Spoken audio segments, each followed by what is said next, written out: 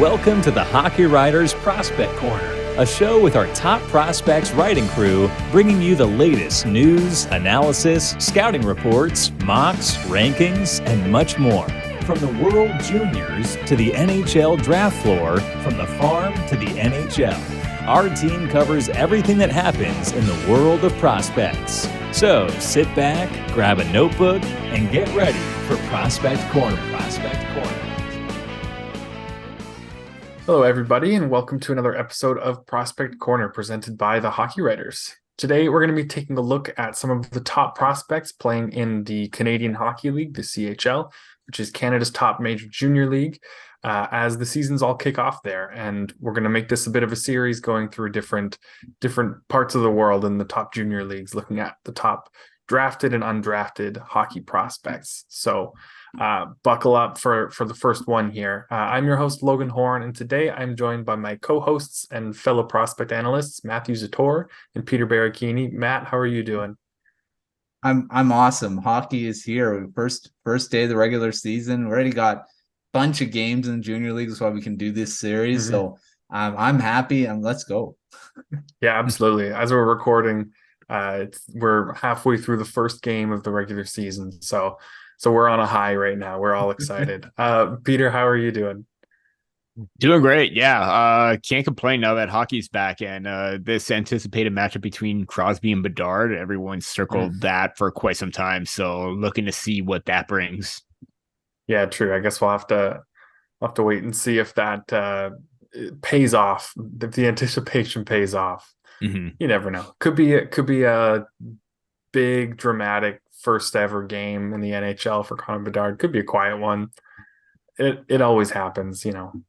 You can't expect someone, no matter how good they are, to have 4 goals in their first NHL game unless it already happens. But anyway, I'm glad to hear you guys are doing good. I'm excited too. Hockey's here. It's finally back. But hockey has been back for a while in a lot of places, including the CHL. So we're just going to hop in with the Western Hockey League first, the WHL. And we're just going to be going through a handful of the most noteworthy prospects, some undrafted, some drafted, throughout a handful of teams in all 3 of the CHL's leagues.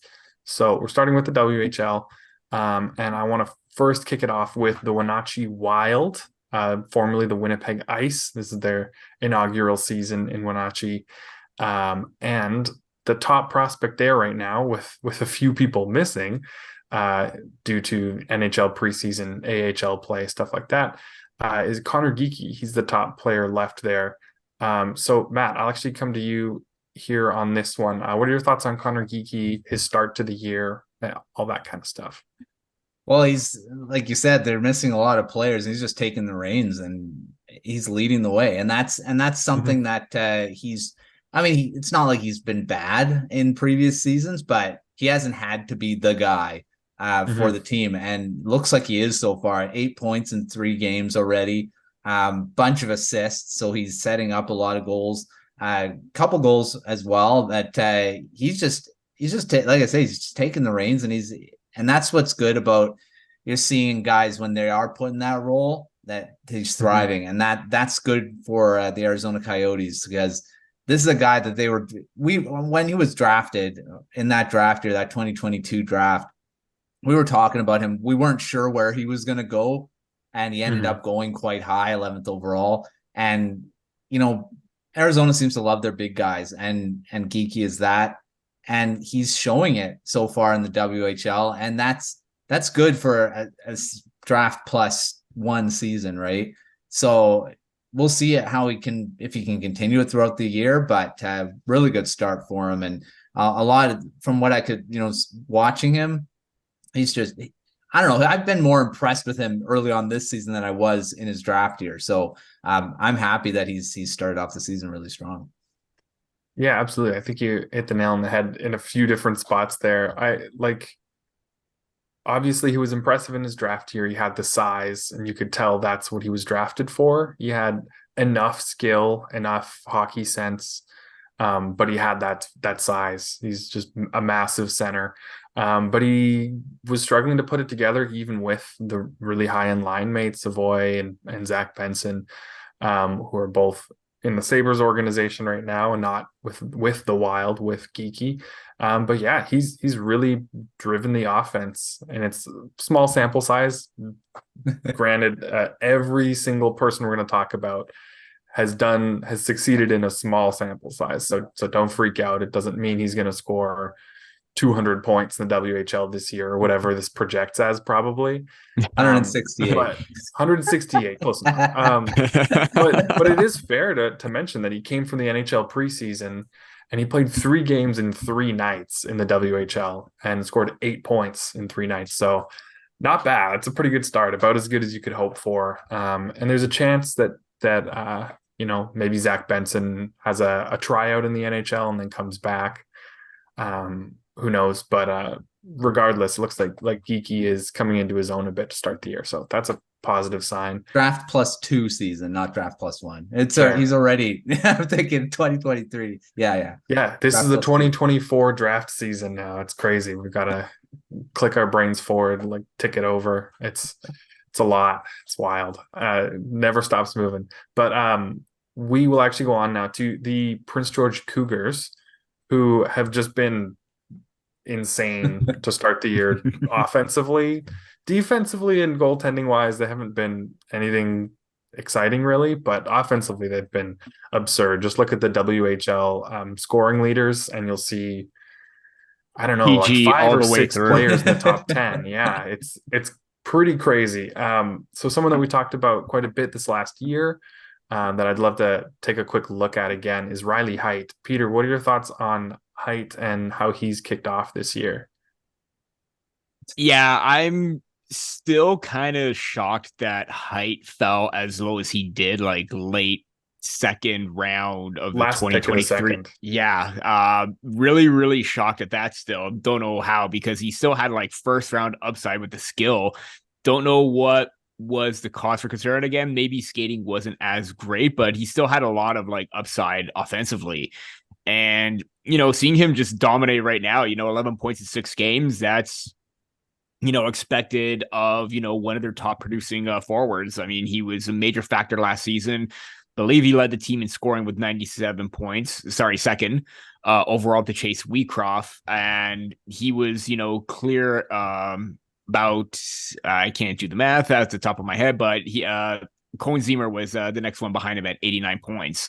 So he's already picking up where he left off last season and just absolutely decimating the competition right now. And, what I saw last year, I'm still seeing right now, the creativity, the hands, the smooth edges, the ability to get to the middle.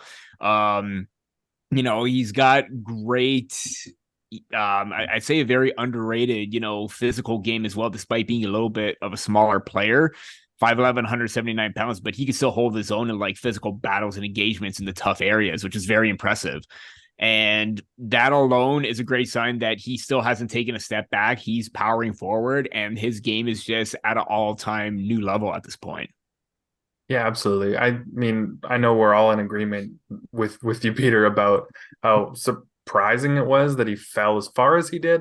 I wasn't shocked that he fell out of the first round, maybe. Mm-hmm. I was, I would have maybe been on him earlier there, but to go 64th overall was a bit low in my eyes. So the Wild got a good one, I think, there. And yeah, I agree. I think the offense is real. I think he's surprisingly good physically for someone who's like a sub 6 foot forward. And yeah, he's going to score 100 plus points this year if he has a full season, like no doubt, like barely breaking a sweat, hitting 100 points. So really good player there. I don't expect the Cougars to score like 7 goals a game all year, but they'll do it a few more times, I think. I'll quickly mention someone else on their team that's been making waves early on. Again, really small sample size, so I'm not going to get too crazy excited yet. But Terik consistent, Parascak. Though. Yeah, okay. They've small been sample, good. but consistent. Yeah, it's true. It's a consistent small sample. So if they keep it, then who knows? But Terik Parascak, apologies if I got the last name wrong, probably did. He's eligible for the 2024 draft, 17 years old. He has 12 goals and 18 points in 8 games. Obviously, that's partly due to the insane scoring on the team. And there's no reason to expect him to keep that up, because that would be better than Bedard's draft year. And I don't think he's Bedard. You never know. Come back to this 9 months from now. Who knows? Anyway, he only played 4 WHL games before this season, 0 points. But he's showing the goal scoring early, 12 goals in 8 games.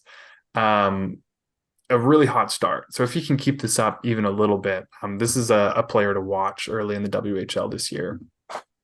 Matt, I'll come back to you, and we're going to the Moose Jaw Warriors. Brayden Yager, who had a good run in the preseason in the NHL for the Penguins. He's back to the Dub. What do you think about Yager right now?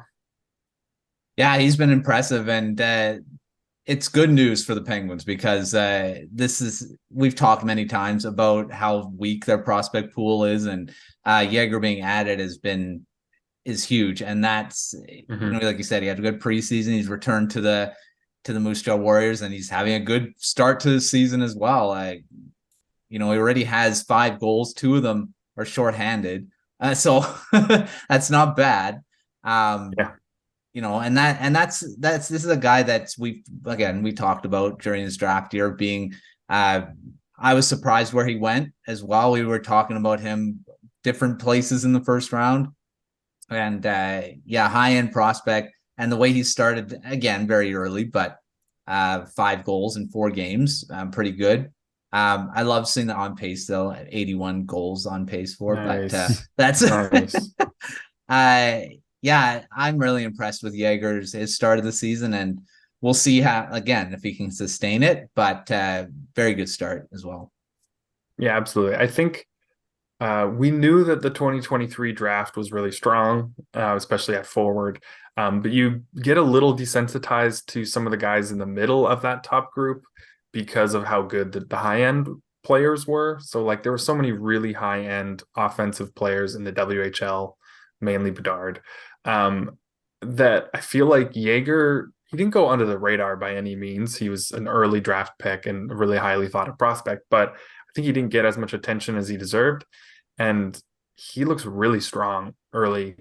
So yeah, I'm excited to see where he goes with this too. Peter, I'm going to come to you for someone that you loved to talk about last year. So I'm assuming it's going to keep going, and that's Andrew Cristall with the Kelowna Rockets.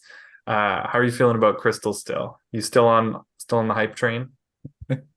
Still on the hype train. Yeah. 11 points in 5 games. Again, this is a player that was dominant last season, just missed out on the century mark by 5 points with the Kelowna Rockets. And,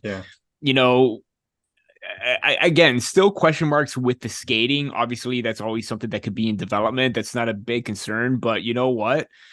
He get the sense that maybe he seems a little bit more assertive, a little bit more, not necessarily in your face, but he's still constantly engaged with the play. It seemed like last season there were times where maybe he may have shied away from certain situations, and kind of seeing maybe a little bit of development and growth in there. But yeah, obviously I'm still big on him. I think the Capitals really got a great pick, because this is a player that was still slated for, maybe I was still a little bit higher on him, given the offside, the creativity and the skill and the puck handling that he possesses. It's just out of this world. But late first, mid-second round pick was probably as low as he would go. And it turned out to be a great addition for the Washington Capitals. So I'm still on the Andrew Cristall hype train. Again, still some things that need to be worked out, but he's definitely got a lot of potential. Yeah, absolutely. And I will say, I feel like out of any player on this list or in this episode we're going to talk about, he's the one who's probably the safest bet to actually hit the projected stats numbers you see for him by the end of the year. I'm sure they're nuts right now, but I think he could actually do it, because he was one of the few players, offensively at least, who could compete with Bedard last year. It was him and Stankoven, and that was it.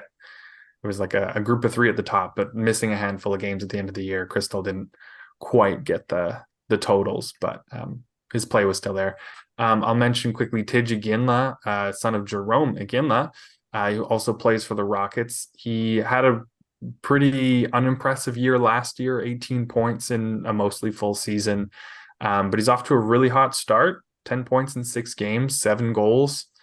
And if he keeps this up a little bit, I think he's got a really good chance of moving from kind of the late rounds, which maybe his last season would have kind of led you to believe he'd go, to maybe a mid-rounder. If he can keep up the pace he's on fully for the whole season, then watch for him in the first round. But I'm not sold on that yet. But I think he's doing himself a lot of favors early on. So I mean, it won't be hard to remember the name, but pay attention to Iginla this year. Moving on again, now the Spokane Chiefs, and this is someone we've talked about a bit already. I'm sure we'll talk about a lot more. Matt, I'll come to you again. Berkly Catton. He's one of the top prospects, at least outside of the first group of high-end forwards in the 2024 draft. What have you thought of Catton so far? Yeah, he's been ranked in the top 5 to 10, depending on what rankings are out right now. But yeah, he's been impressive. We already kind of we talked about him a bit. Very fast, one of the faster skaters in this draft class.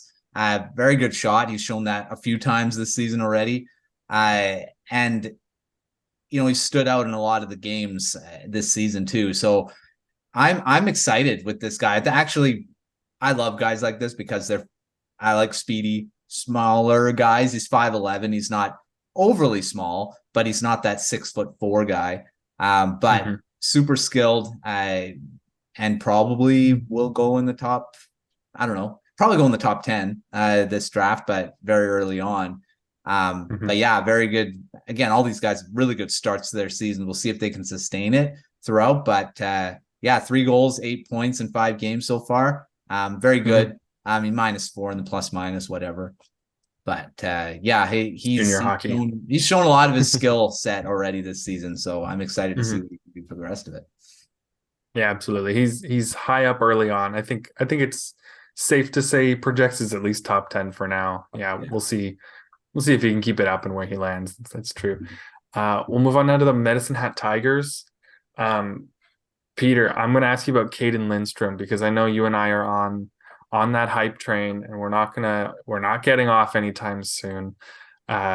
Seems to be still kind of under the radar. I don't really know how or why. I'm not saying he should be a top 10 guy or anything, but what are your thoughts on Cayden Lindstrom and his start in Medicine Hat? Yeah, let's take the underrated label off, because like you said, we're never going to shut up about him, so don't worry about that. I mean, it's hard to find a player with his size but still have the skating, the speed, the determination, and the IQ on both sides of the puck that he does. I mean, he's just all over the place, and in a good way. He's always in position, but he's always making an impact in all 3 zones. I mean, whether it's him driving hard to the net, setting up plays, getting open for a shot, or helping out in the back check, he's doing it all. And it's hard to teach that kind of skill set to a player of his size. And we talk about teams wanting size, but there's also that detriment where maybe is he fat? Is he a little bit slower? Is he a little bit faster?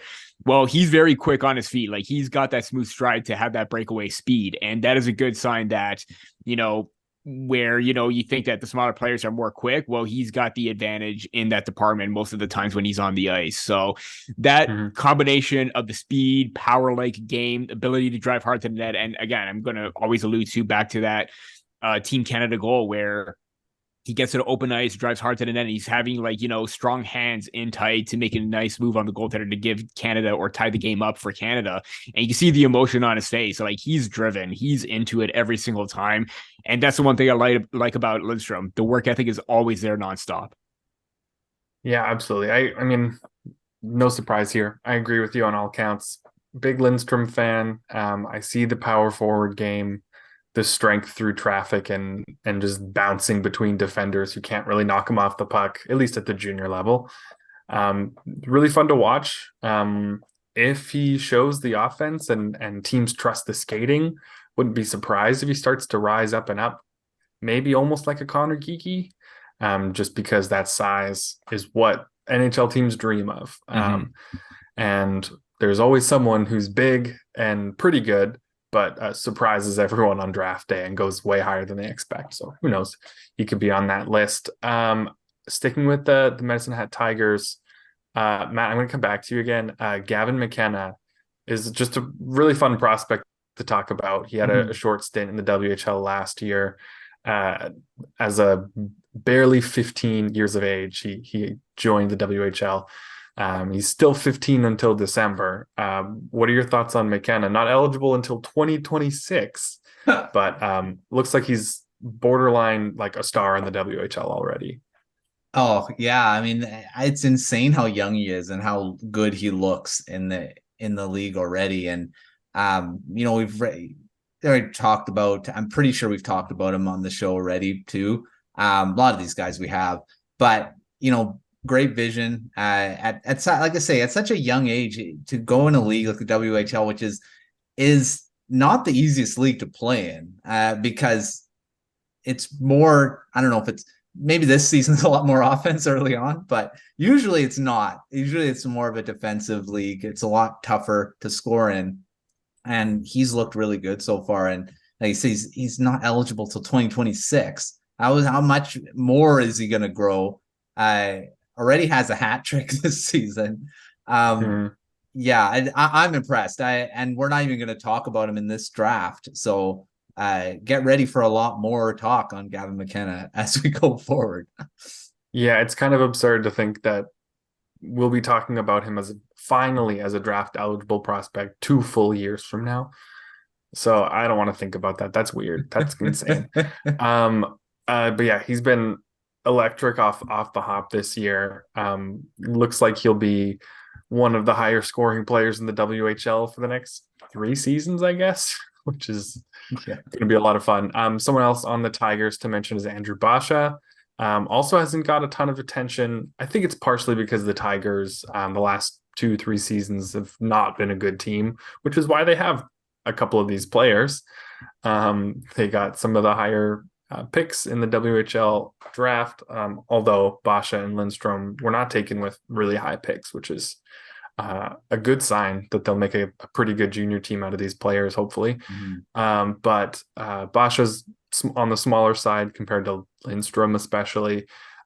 Tons of skill. Reminds me a bit of Riley Heidt at this point, which should tell you that we will probably think he's a first rounder by the end of the year, and he'll go in the second or third. Who knows? But big fan of him to start with. So that trio of Lindstrom, Basha, and McKenna in Medicine Hat are going to be tough to beat. They're going to be really strong this year and likely for another season or 2. Who knows? We'll move on to the last team we're going to talk about in the WHL, the Brandon Wheat Kings.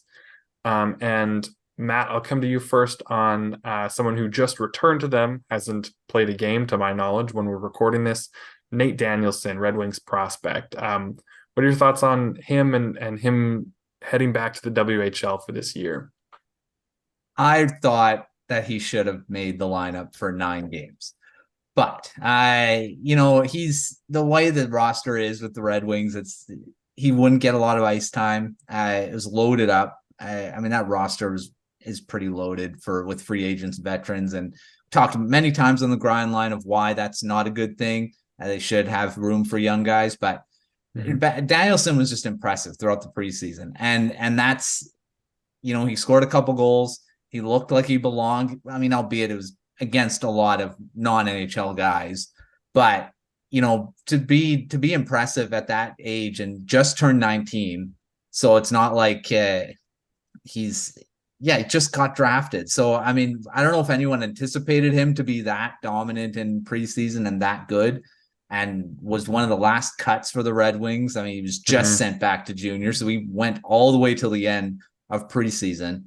And he was we talked about him not being as an offensive guy. He's more that two-way, really good two-way forward. But I mean, he's showed a lot of scoring potential in the preseason, and I'm excited to see him at the Red Wings. I want to see him. I wanted to see him in the regular season, but we're just gonna have to be just watching him in the WHL rip it up, and I'm excited to watch him throughout the season. Yeah, I agree with you on a few of those things. I feel like if you tried to argue to me that Danielson was the third best center on their roster, behind maybe JT Compher and then Dylan Larkin. I might agree with you. The thing is, they just kind of they seem to have acknowledged that they have too much depth. They have like 9 bottom 6 wingers, so they don't really have space for them to play, and they want to give him the huge minutes in junior, which I think is a positive. He can work on some things they want him to develop and just tear it up in the WHL. Hopefully push closer to 90, 100 points this year. That'd be a really positive step offensively, but just be a great shutdown two-way center. Brandon has been pretty good to start the year, so to add him, to add Danielson, who has a chance to be one of the better players in the WHL this year, that'd be a pretty positive development in Brandon after the rough couple of years that they've had. Last player for Brandon, Peter, I'll come to you on this one. Roger McQueen, 2025 eligible prospect. What have you seen from him so far? Yeah, he's just very, very consistent in regards to his puck protection skills, the soft hands and tight spaces. Like, he utilizes that to his advantage. And I'm not trying to draw a comparison, but it reminds me every time when I watch Mathieu and the ability that he battles in like the tough situations or tough spaces in the corners, below the line, in front of the net. Like, he's always making an impact, and he's always getting into that inside edge. Already with 10 points already of the season in 7 games. So you already know that, if it's most likely Danielson's probably going to head on back. So you'll probably have a really good solid tandem of, Roger McQueen and Nate Danielson. I'm not sure if McQueen is listed as a center, is a forward. He is a center. So you had that 1-2 punch up the middle, and they were kind of lacking that throughout most of the time. And the Wheat Kings weren't that great. McQueen had, not the best numbers as a rookie, but you're starting to see that progression in his development and him taking that next step to be that impact player along with Danielson. So for him to be that, second line center, to be behind Daniel once he makes a return, is going to be a big sign for him and his development. And it's already like, like you said, he's 2025 eligible right now, and he's already standing out in a very big way. He looked great at the Hlinka Gretzky. It carried over into the start of the season, and yeah, he's looking very fantastic. I'm a big McQueen fan. I think he's 6'5", which is a little absurd. So you can tell that like he had the tools. Last season, I think he only had 14 points. Not great. Not very good at all. Honestly, is just okay. To be fair, though, he was 2 years out from his draft year, or 3 years out at that. No, 2 years at that point. My bad. Yeah, math is hard. But very. But it seems like he's actually putting stuff together. He's putting it together a little bit. He's got the size. He's had that, but now it's actually translating to puck protection much better. And sometimes that just takes some reps in a tougher league. So looks like he's getting there. Could be a really exciting prospect for next year's draft. All right, we're going to take a quick break here, but we'll be right back after a quick word from the Hockey Writers. Interested in writing for the Hockey Writers? If you have experience writing about hockey, are passionate about the sport, and are looking to take your writing to the next level, the Hockey Writers could be the place for you. Here at THW, you will have the opportunity to hone your craft at one of the world's largest and most respected hockey publishers. You will have control over what you write, be able to seek out media credentials, and be supported by a large network of writers and editors. Plus, you'll get paid for doing it. If you're interested and want to know more about team openings and requirements, please visit the Write for THW page on the Hockey Writers website. A link to that page is also listed in the description. All right, and we're going to jump back in our CHL preview, I guess, top players in the CHL this year with the QMJHL, Quebec Major Junior Hockey League. Not as many to go here for the start. To be honest, the last year in the draft, the QMJHL talent was a little lacking, at least at the high end. There's quite a few good players to come out of there, but just not as many at the high end level. And it kind of seems to be a trend that's going to pass through to this year. At this point, there's still a lot of time for them to prove me wrong. But we're going to start off with Chicoutimi and Maxim Masse. Peter, I'll come to you first. Masse is a 2024 draft eligible. What are your thoughts on him as he kicks off his draft year? Yeah, he's known for his goal scoring, but at the same time, his playmaking has been on display. He's only scored 1 goal up to this point, but he's got 7 assists, which is great in regards to like him becoming more of a dual threat kind of player. And the knock on him has always just been his skating and his, movement, his stride, the mechanics. Not the best, very choppy, very awkward at times, but at the same time, you can't deny the fact that he still uses the smarts to get to the open ice and make himself available, which makes up for the lack of speed and everything like that. But I still think that, there's still a long ways to go with that. But, you can maybe start to see maybe some improvements in that, but you can't deny his like hard-nosed ability to get to the middle, get to the front of the net. Like he's always buzzing around there no matter what. Even like he's going to be dangerous from far out. And now with that added playmaking ability to his game, I think you're going to see a little bit more of a bit of a versatile Masse this time around, because you look at his numbers last year, obviously he still had 33 assists, but 29 goals. I mean, he knocking on the door at 30 as a rookie is very, very impressive, especially for a high end, offensive league where defense doesn't matter in the queue, right? So for him to, it kind of reminds me of the Brayden Yager thing. It's still early on where you want to round out your skill set and your game. He's being more of a puck facilitator and distributor. Great. And I think that, we're still going to see that goal scoring possibly start to come back once he starts to find that, goal scoring ability again. Yeah, I agree. I think that's an interesting comparison, just in the way that Yager in his draft year seemed to try to take on a little bit more of a playmaking responsibility, which is why we didn't see the goals we might have expected from him. Also, like a much different scale, but in Bedard's draft -1 year, he was clearly one of the best goal scorers, if not the best goal scorer in the WHL. And then his draft year, he was the best goal scorer, but he also just like really worked on his playmaking and made huge strides there and was the best playmaker in the league as well. Not saying Masse will be the best playmaker in the queue, but if he can keep the goal scoring, keep the shot as a real weapon, but using that kind of as a decoy or as an alternative, and always having the playmaking in there as well, that'd be a really positive movement. I agree. His skating is kind of maybe the only real like big issue, but it's big enough at this point that I'm not sure he's a first rounder. I think he has a really good chance of being that though. So yeah, it's good to see him start off strong. Good to see the playmaking coming through. We'll see if he can get the goal scoring and the playmaking to kind of line up at the same time, though. We'll see if he can manage that this year. One question, Matt. I know you've got the Mathieu club of like all the prospects and players named Mathieu. Do players named Mathieu count? Like the French pronunciation, do they count on your list? I think so. Yeah. Okay, good. Okay, so I'm going to ask you about Mathieu Cataford, Halifax Mooseheads forward. What are your thoughts on Cataford? He got drafted this year, and I'm blanking on which team. Was it Vegas that drafted him? Yeah. It was Vegas. What are your thoughts on Cataford? Well, I mean, 3rd round pick this past draft, 77th overall by the Golden Knights, and he just fits every. Seems like every Mathieu has a similar skill set. I don't know.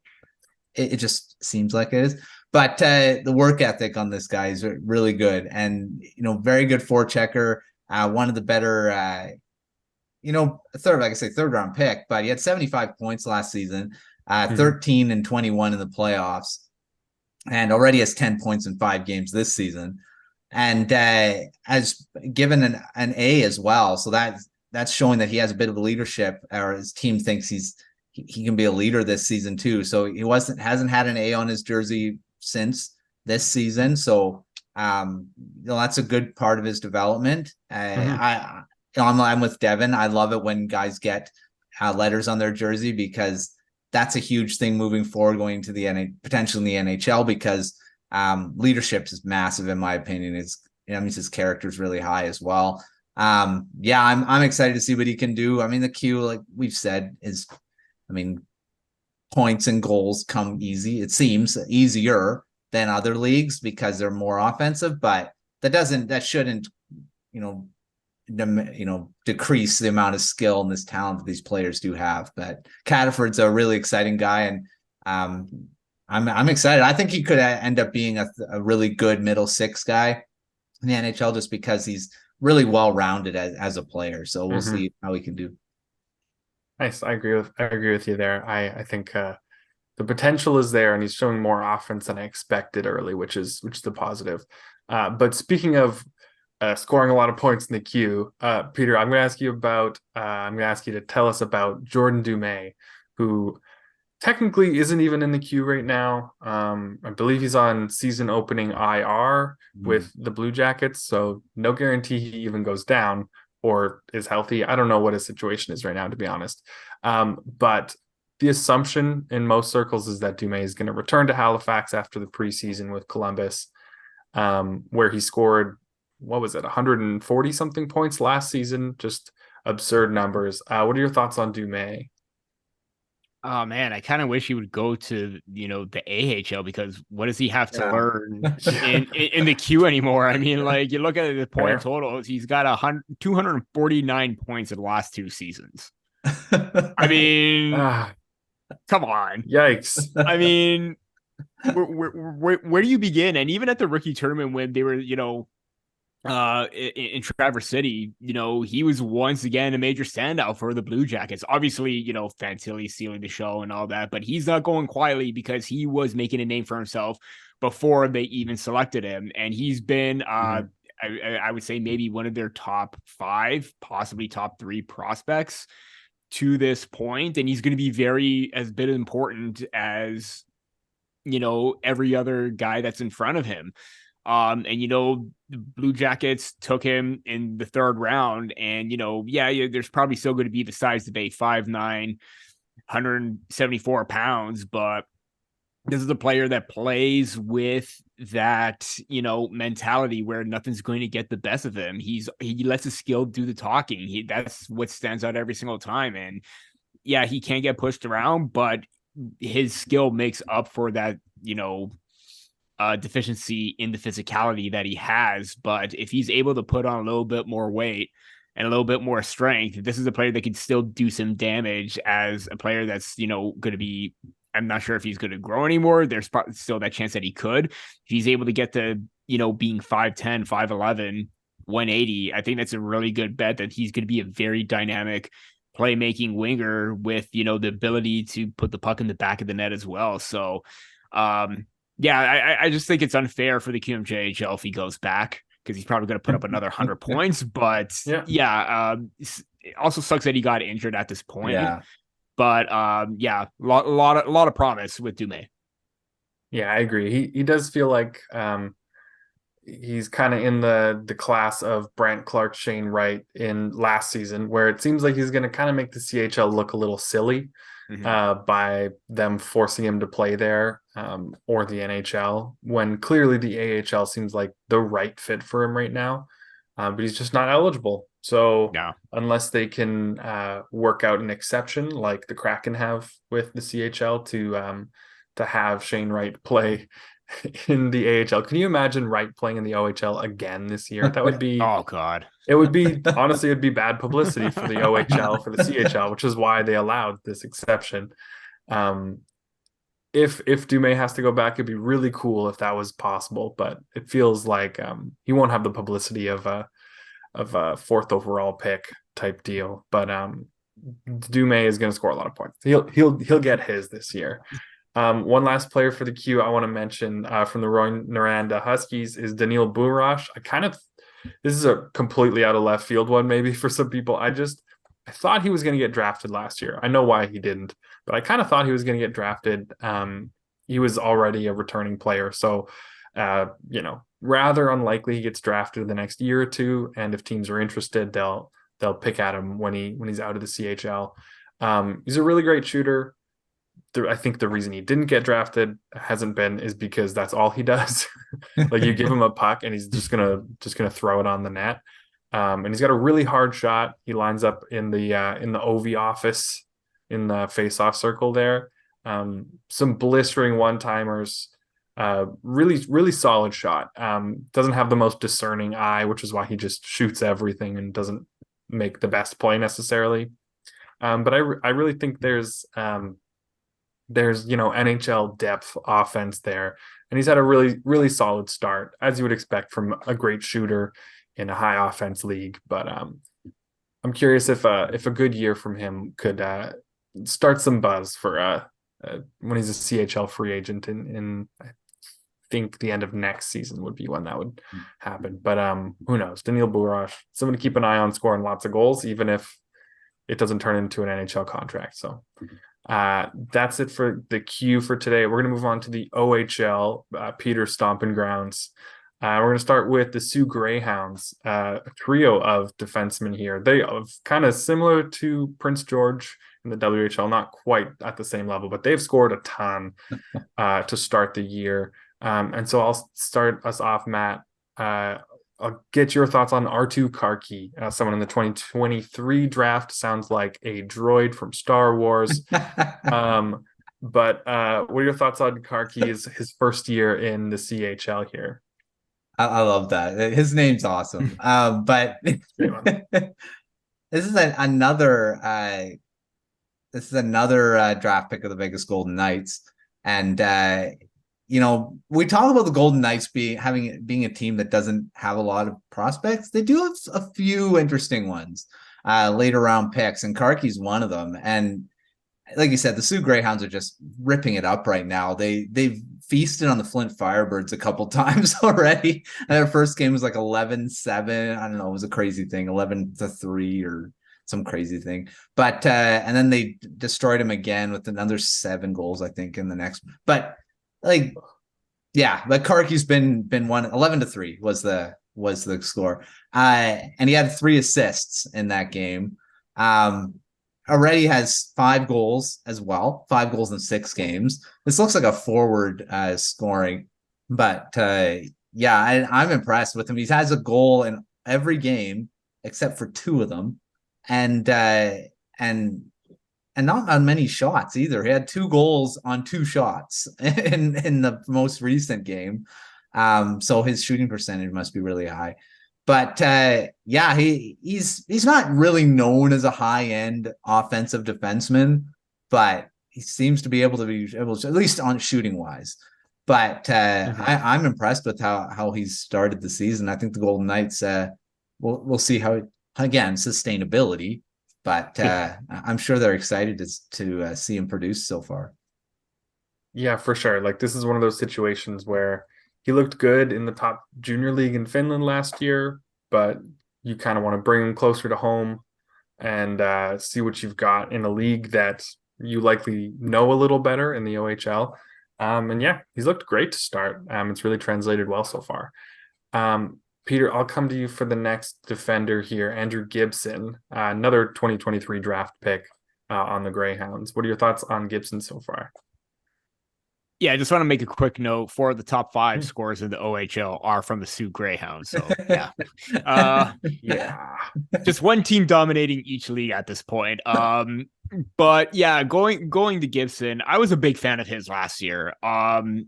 He's got the offensive awareness, the ability to walk the line. He's very deceptive with his movement.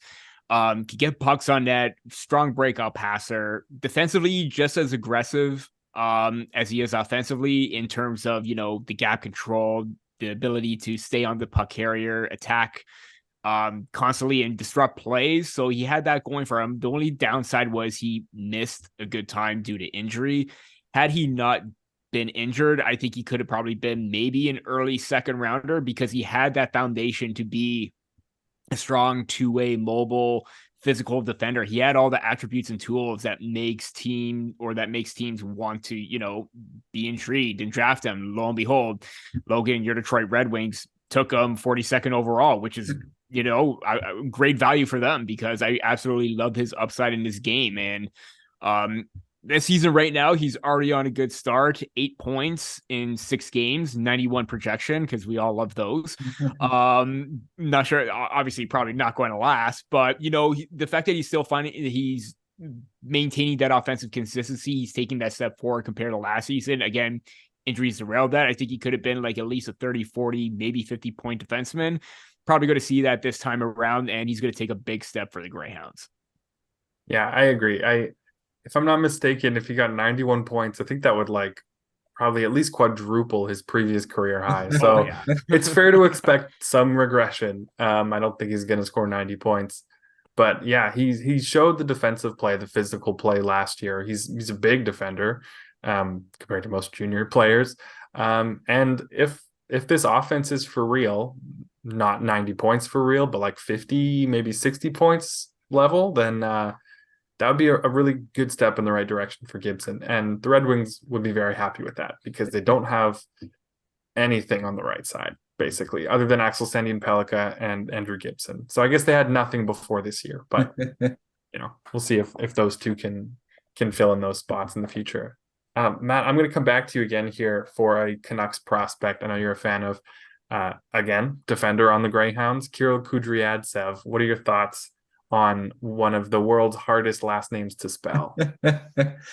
Yeah, he's been, I don't know, he's been impressive since he's been drafted in 2022. And in the 7th round, 208th overall. And since he was drafted, he's had great development camps, great the Young Stars tournament. He's had 2 really good ones there. Didn't show off his offensive ability a lot, but his passing and his ability to just move the puck through the neutral zone and into the offensive zone, very impressive. And he already has 6 points in 6 games to start the season, and only 2 games he hasn't had a point in. And I've just been really impressed by what he's been able to do as a 7th round pick. And he's a +6. It was a -15 last season. So I mean, as much as what we plus minus, but a positive is always better than negative.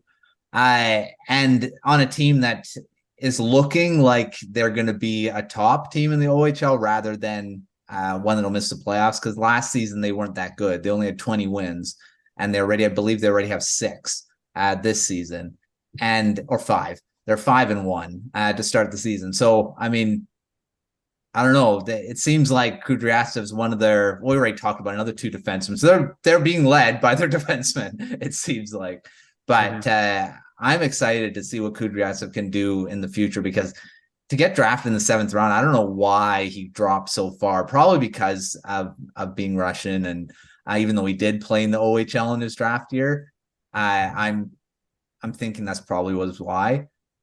But the Canucks got a good one here. I'm over the moon of what he could do in the NHL in the future, but we'll see what he can do for the rest of this season if he can maintain that point per game, but probably not. I mean, he had 50 points last season, so not far off. We'll see. I think there's a chance. Yeah, I agree. I was shocked that he went in the 7th round in 2022. I really thought maybe 3rd, 4th round at least. So yeah, good value there, and he's been looking really good, at least for a 7th rounder. He's looked excellent. He already has he signed an ELC with Vancouver, I think. Yeah. So that's a positive sign from someone you took in the 7th so recently. Peter, I'll come to you here on a 2024 draft eligible who we're gonna love talking about this year because he's tons of fun to watch. Sam Dickinson with the London Knights. What are your thoughts on Dickinson? One of the many players that I will not shut up about this season. That's fair. He looked like a monster at the Hlinka Gretzky Cup, being a big time minute eater, being a physical force, being a great power. Can't remember what the power, if he was on the power play with being on a stacked team, but you know what? He was a very impactful player 5-on-5. And, with the changing of the guard with the London Knights right now, how there is not quite a whole lot of space for him to move up in the lineup last year, he's getting those opportunities and looks. So with the Hlinka Gretzky Cup having a stand-up performance there, coming into this season, he already has 6 points in, I believe, 6 points in 5 games. So really great production, but you're already seeing what makes him a very strong 2-way shutdown puck moving defender, because he's got the size, the mobility, the physicality. He just decimates opponents along the boards. He's not afraid to lay the body at all. Obviously, he's getting that opportunity to be an everyday, first pairing, first power play, first penalty kill kind of player. And like I've said before with the Hunters, they don't give players those opportunities or moments to be successful players unless they have the work ethic and mindset to do so. Sam Dickinson has that. It's a reason why, can't remember what the issue was when he initially got drafted, but the London Knights saw an issue there and they took advantage of that, trading for him to bring him over here because they saw potential. This is a first pairing kind of defenseman in the NHL that's just very bruising, very offensively talented with his mobility and transitional play. We're starting to see the points come. He had about 23 last year, so he's already, averaging just over a point per game now. Hopefully that offensive game is going to be consistent because with that added minutes and opportunities, he's going to succeed in that. And with his play on the power play, the ability to make an impact on 5-on-5, there's a reason why he's my top ranked defender at this point, because he's a very strong, all situational type of player. And I think the only downside is, left-hand shot. They think if it was a right-hander, teams may probably still be a little bit more intrigued, but he's got the full package. There's no denying that. Mm-hmm. Yeah, absolutely. I know I wasn't very low on him coming into this year, but I think he's already making me a believer, and he's going to just be rising in my eyes for a while here. If he can keep this up remotely, offensively, I really see the potential for him to be like, and this is a high projection for him, but being like a Moritz Seider level player, like maybe not an elite number one defender. He's not. I don't know that he'll have enough offense to do that, to be like a great power play one quarterback. But to be able to handle that if he has to, and to thrive in difficult minutes as just a big bruising physical two-way guy. Big fan of Dickinson. Really hot start. Matt, I'll come back to you here on another Canucks prospect. You got a couple in the OHL. Kitchener Rangers, they've got Hunter Brstevich. What do you think about him? Drafted a little later than we all thought, but has looked good so far. What do you think? Well, talking about Kudryavtsev is another guy that I'm impressed by. He did get drafted higher up, but I believe we had him projected, or a lot of people had him projected in the second round. Some at least, and he was drafted in the third by the Canucks. And right-hand shot, great, because the Canucks need right-hand shots in their system. And he's already shown well at, again, development camp, looked really good, and the World Junior Showcase. I believe we talked about him when that was going on. Very underrated guy, and showed really well there too, and could potentially have an outside chance of making Team Canada at the World Juniors this season. And and he already is off to a great start showcasing that. 2 goals, 7 points in 5 games so far for the Kitchener Rangers after 57 points last season.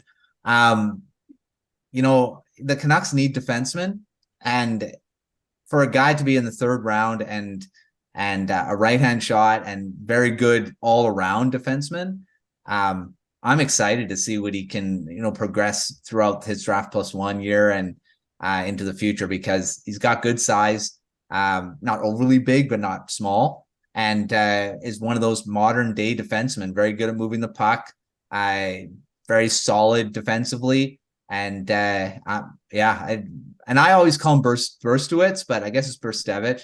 I have to start pronouncing his name right, because I think I'll be talking about him a lot in the next few seasons. That's fair. Yeah.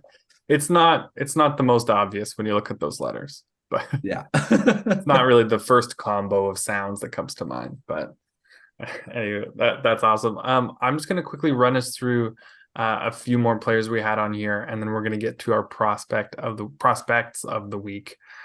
So a few other people to watch out for us in the spirit. They've got Zane Parek, who we've talked about a bit for the 2024 draft. Offensive defender, scored a lot of goals. I think he set the record for the most goals in the OHL by a U17 defenseman, like an age 16 defender. Yeah. Which was just absurd.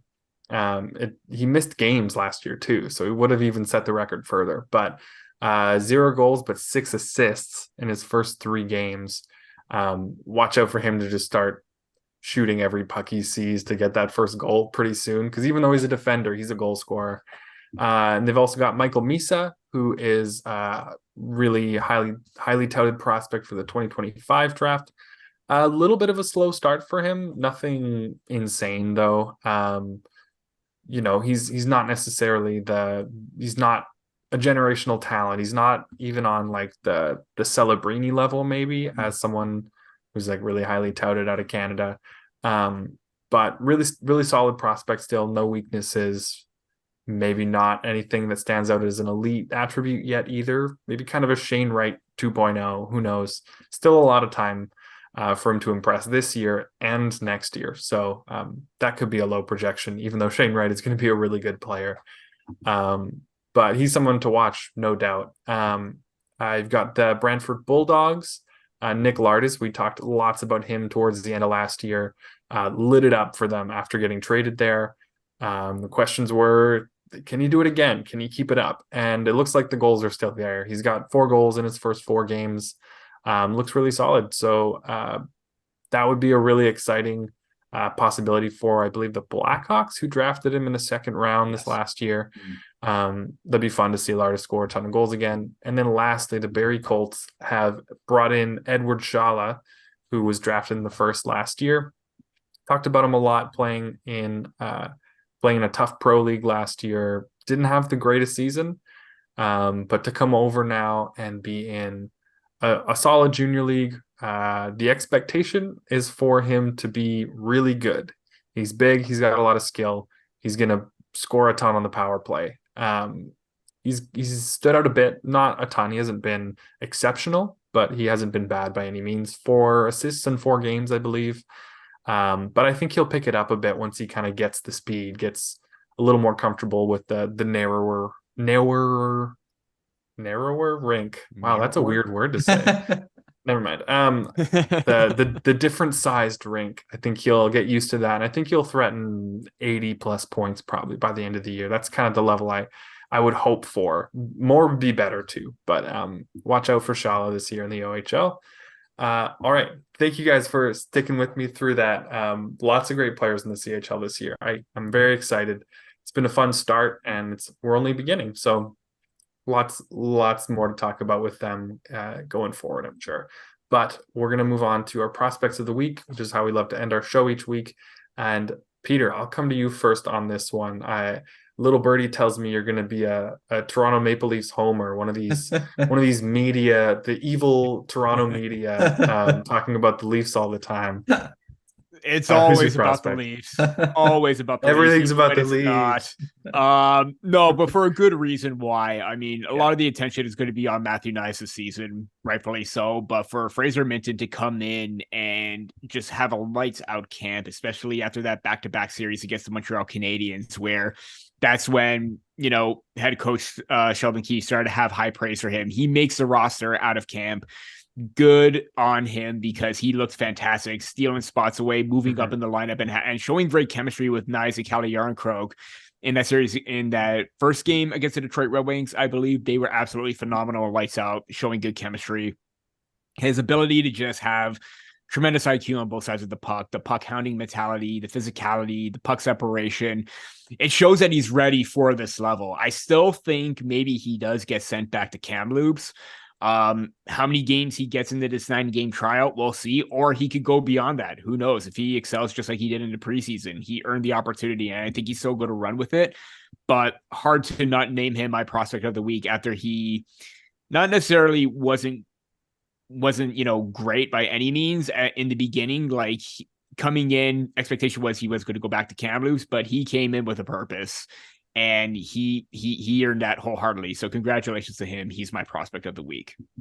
Absolutely. It's a great pick. I mean, we talked about him a bit last week when we were talking about prospects in the NHL preseason, and he had been playing well. We were happy with it. But even then, I don't think any of us expected him to actually make the team for the opening roster. Even if it's just a few game tryout and he gets sent back to juniors, it's a really positive thing. It's a great call. Matt, who is your prospect of the week this week? I just thought of another one. I'm gonna do 2 quickly. But First one, Vilmer Alriksson, OHL Canucks prospect, has a couple goals already in his first pro season, and 2 in 4 games. And he was shut out in the first game, but he's had points. He's on a 3-game point streak now. And 2 of the goals on the power play, not in front of the net, which is what I thought they were going to use him in front of the net because he's 6'6". Yeah. But both goals, he's been around the right faceoff dot. One off a broken play, and he just shot it into basically the open net. And the other one was again off a rebound, and he just put it in the net. But I thought he was going to be that guy they just posted in front of the net because of how big he is. But I guess they see a bit more a different skill that he could add to that power play. Ready 2 power play goals, so looks like it's working. So I'm excited that he's off to such a good start. I wasn't anticipating it. Swedish and he was drafted in the 4th round. So looks to be an early, I don't want to say steal yet because it's really early, but I like it when these guys start producing so early on in their pro careers, especially coming over from Europe into the CHL. So keep keeping an eye out for Alriksson because he already has 2 goals. And then just a quick shout out to Zach Benson because he made the Buffalo Sabres roster. And we talked on so much about him undersized. Why would they draft? They dropped so much in the draft. And he's in the NHL now. So pretty good. Undersized. Arizona Coyotes had a chance and they missed. Yeah. Twice. Yeah. They could have taken him twice. And he's not just he's looked really good in the preseason, and that's why I made it. So I watch the Sabres that already have so many good prospects, but and so many good young forwards. And so for Benson to crack through that group and spend time in the preseason on the top line. Yeah. Surprisingly, his game complements Tage Thompson's incredibly well. Can't wait to see them celebrating a goal next to each other. It's like a 1 foot height difference. I love it. I'm a big fan of that every time I get to see it. Zach Benson's ridiculous. There's always a chance he goes back to the WHL, but I would not be surprised at this point if he sticks it in Buffalo all year. I'll get to now my prospect of the week, another prospect who cracked the NHL off the bat here, and it's Kevin Korchinski with the Chicago Blackhawks.